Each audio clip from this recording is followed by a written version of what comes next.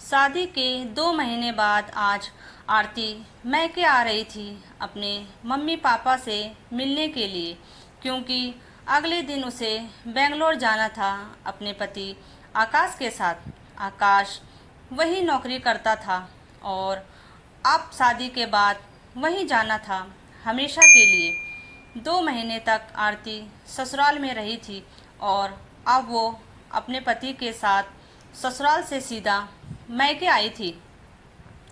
बस 2.5-3 घंटे की इजाज़त मिली थी उसे अपनी सास से और फिर उन्हें निकलना था वापस अपने घर, क्योंकि कल उन्हें बेंगलोर के लिए निकलना है। मम्मी पापा के लिए जैसे कोई त्योहार आ गया हो। पूरे घर में रौनक थी, लेकिन उस रौनक के पीछे एक हल्की सी उदासी भी छिपी थी। बेटी 2 महीने बाद मैके आ रही थी और वो भी सिर्फ 2.5-3 घंटे के लिए।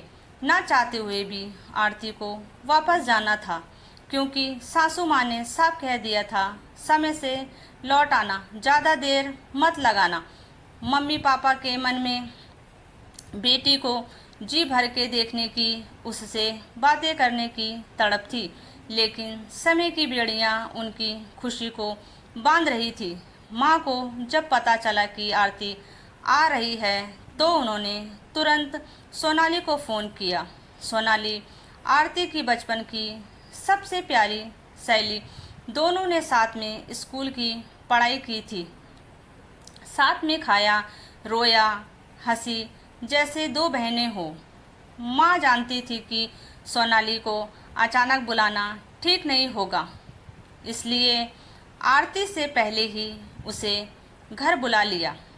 सोनाली माँ के साथ रसोई में मदद कर रही थी, लेकिन दिल से वह भी बस आरती से मिलने के पल का इंतज़ार कर रही थी। जैसे ही आरती ने घर में कदम रखा, मानो घर की दीवारों में फिर से जान आ गई। माँ ने दरवाज़ा खोला और आरती दौड़कर उनके गले लग गई। वो माँ के आंचल की खुशबू, वो अपनापन जिसे उसने 2 महीने से सिर्फ याद किया था, आज फिर से महसूस हो रहा था। आकाश ने भी अपने सास ससुर के पैर छुए। पापा मुस्कुराए और बोले, दामाद जी कैसे हो, और घर में सब कुशल मंगल? समधी समधन जी सब अच्छे हैं? सुबह से ही वो बाज़ार जाकर मिठाइयाँ, नमकीन और आकाश के लिए बीकानेर स्वीट से उसकी फेवरेट वनीला आइसक्रीम ले आए थे। ससुर दामाद के मिलने के बाद अब आरती ने भी पापा के पैर छुए और ज़ोर से सिसकते हुए लिपट कर उनके गले लग गई। और तभी पीछे से आवाज़ आई, तो मैडम अब यहीं से जाने वाली थी बिना अपने दोस्त से मिले? आरती पलटी और सामने सोनाली को देखकर चौंक गई। अरे सोनू, तू यहाँ? अबे तू कब आई? सोनाली बोहे चढ़ाते हुए बोली, मैं कब से यहाँ हूँ। सवाल यह है कि तू आ रही थी और मुझे बताया तक नहीं।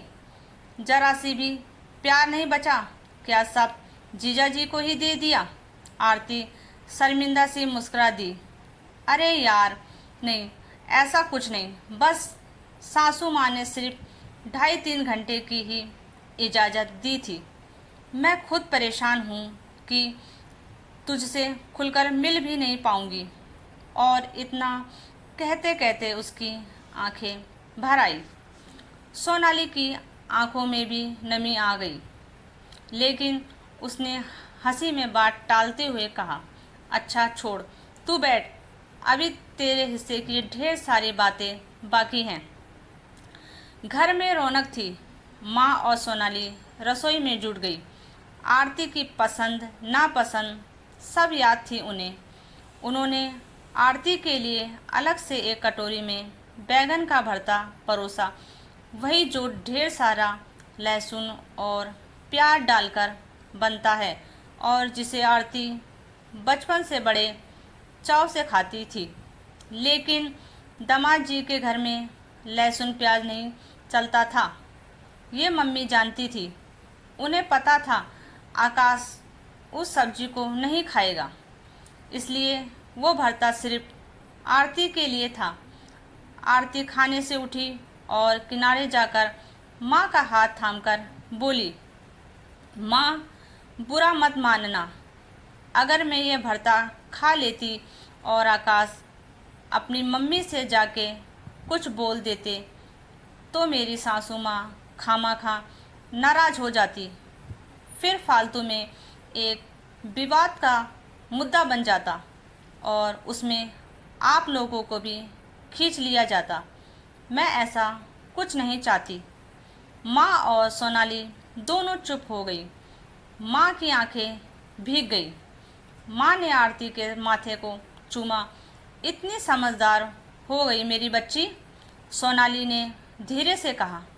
पर एक बात बता, इतनी जल्दी कैसे बदल गई तू? तू तो लहसुन प्याज में बनाए हुए खाने की शौकीन थी। बिना उसके तो तेरे गले के नीचे खाना उतरता तक ना था। आरती ने हंसने की कोशिश की। बदलना पड़ता है यार, अब ससुराल है, जिम्मेदारियां हैं। तभी आकाश की आवाज़ आई, माँ, ज़रा जल्दी करना होगा, बहुत देर हो गई है हमें।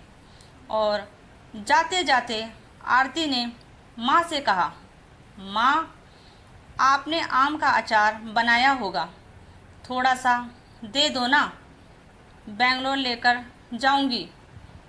कभी कभी खाने का दिल करता है। आप तो जानती हैं कि आपके हाथ का बनाया आम का अचार कितना भाता है मुझे। माँ थोड़ी देर चुप रही, फिर बोली, बेटी, दिल तो मेरा भी यही कहता है कि तुझे पूरा डिब्बा भर के दे दूँ, लेकिन मायके से अचार देना ठीक नहीं माना जाता। एक रिवाज है और मैं नहीं चाहती कि कोई उंगली उठाए। लेकिन तू बेंगलोर पहुंचना तो मैं तुझे फ़ोन पर उसकी पूरी रेसिपी बता दूंगी। तू बिल्कुल वैसे ही बना लेना, स्वाद भी वही होगा और अपनापन भी रहेगा। आरती कुछ कह नहीं पाई, बस मुस्कुरा कर माँ के गले लग गई और फिर सोनाली से लिपट कर रो पड़ी। सोनाली भी कुछ पल चुप रही, फिर बोली, अब जब अगली बार आएगी तो कम से कम 2 दिन के लिए आना। ये 3 घंटे की मुलाकात बहुत छोटी लगती है। आरती ने उसकी हथेली थामी। पक्का यार, अगली बार तेरे साथ पूरी रात गप्पे मारूंगी और तेरा फेवरेट राजमा चावल भी खुद बनाऊंगी। अब विदाई का समय था। आरती ने माँ पापा के पैर छुए। पापा ने आशीर्वाद दिया, खुश रहो बेटा, जो भी करो पूरे दिल से करना। आकाश हंसते हुए बोला, औरतों को तो रोने का बहाना चाहिए बस।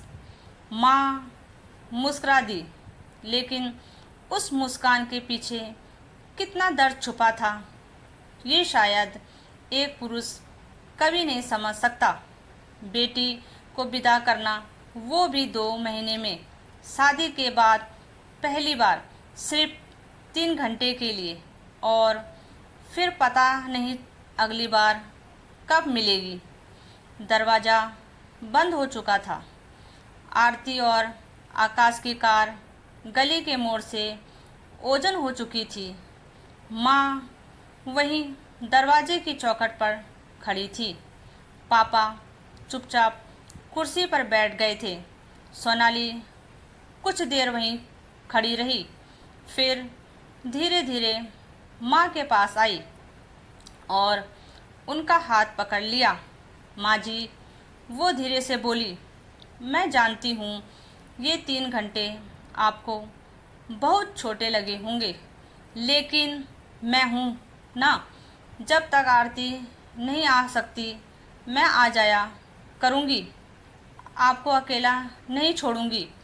माँ ने उसकी ओर देखा उसकी आंखों में वही अपनापन था जो आरती की आंखों में था। उन्होंने सोनाली को गले से लगा लिया। तू भी तो मेरी बेटी जैसी ही है सोनाली, आरती की सबसे प्यारी सहेली, उसकी परछाई जैसी। जब तू घर में होती है ना तो लगता है मेरी आरती यहीं कहीं पास में है। सोनाली की आंखें भी भर आई। पापा ने धीरे से कहा, बेटा तुम जब भी आ सको आती रहना। ऐसा मत सोचना कि आरती नहीं है तो अब क्या जाना।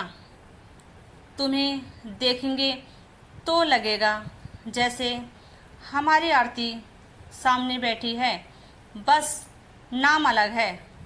माँ ने सोनाली का हाथ थामे रखा और मुस्कुराते हुए बोली, तेरी हंसी, तेरी बातें, वो चुटकुले जो तू और आरती मिलकर सुनाया करती थी, सब याद है बेटा।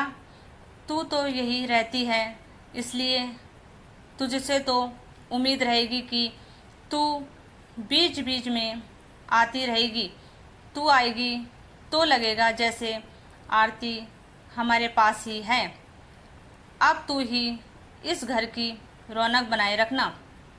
सोनाली कुछ नहीं कह सकी, बस चुपचाप माँ के कंधे से लगकर खड़ी रही। एक सन्नाटा था, लेकिन उसमें भी एक अपनापन था। आरती भले ही कुछ घंटे के लिए आई थी, लेकिन अपने पीछे एक एहसास छोड़ गई थी जो अब सोनाली और माँ पापा के रिश्ते में बस चुका था। और मेज पर अब वो भी एक कटोरी बैगन का भरता और आम के अचार का डब्बा रखा था, गवाह की तरह उस प्यार की जो शब्दों से नहीं सिर्फ रिश्तों से बांधा होता है। इस कहानी से हमें यह गहरी सीख मिलती है कि एक बेटी के जीवन में शादी के बाद बहुत कुछ बदल जाता है। वो घर जहाँ उसकी हंसी गूंजती थी, अब कुछ घंटों की इजाज़त से मिलने की जगह बन जाता है। लेकिन माँ के हाथों का बनाया बैगन का भरता और आम के अचार का डिब्बा यह जताने के लिए काफ़ी है कि प्यार और अपनापन कभी कम नहीं होता। इस कहानी ने यह भी सिखाया है कि रिश्तों को निभाने के लिए साथ रहना ज़रूरी नहीं, भावनाओं का जुड़ाव ही सबसे बड़ा सहारा होता है। मायका सिर्फ एक घर नहीं होता जो जड़ें होती हैं, जो हमें बार बार लौटने की वजह देती है। आरती का जाना भले ही घर में सन्नाटा छोड़ गया, लेकिन उस सन्नाटे में भी माँ की ममता, पिता की चुप्पी और सहेली की दोस्ती की गर्माहट अब भी बाकी थी। यही एहसास इस कहानी की सबसे बड़ी ताकत है कि प्यार कभी पुराना नहीं होता, वो हर बार ताज़ा होता है। जैसे माँ के हाथ का अचार। आपको यह कहानी कैसी लगी? अगर अच्छी लगी हो तो वीडियो को लाइक करें और चैनल को सब्सक्राइब ज़रूर करें। तो मिलते हैं और भी दिलचस्प कहानियों के साथ। तब तक अपनों के साथ स्वस्थ रहें, मस्त रहें। राधा राधा।